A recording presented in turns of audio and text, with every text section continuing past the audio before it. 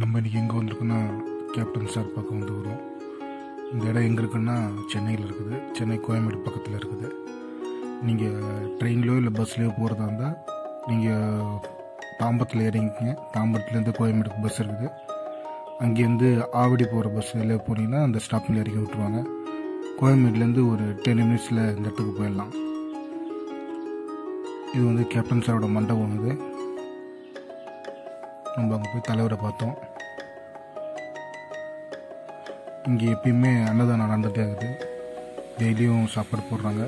Captain சாரை பார்க்கலாம். நம்ம கேப்டன் சார் இடத்துக்கு போனீங்கன்னா ஒரு கோயிலுக்கு போன மாதிரி தான் இருக்கும். ஒரு பீஸ்னஸ் அந்த ஃபீல் பண்ணீங்க. நீங்கள் அந்த பாசிட்டிவ் வைப்பை நீங்கள் போய் பாருங்கள், அதை ஃபீல் பண்ணுங்கள். கேப்டன் சாரை பாருங்கள்.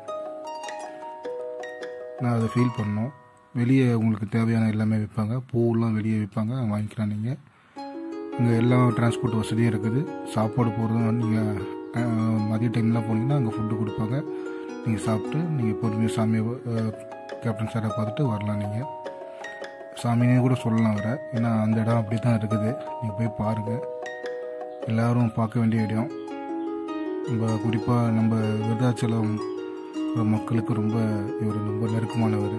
விருதாச்சலத்தில் இருக்கவங்க ரொம்ப முக்கியமாக போய் பாருங்கள், ஃபீல் பண்ணுங்க. ஒரு குட் வைப்பை நீங்கள் ஃபீல் பண்ணுங்கள். அந்த பாசிட்டிவ்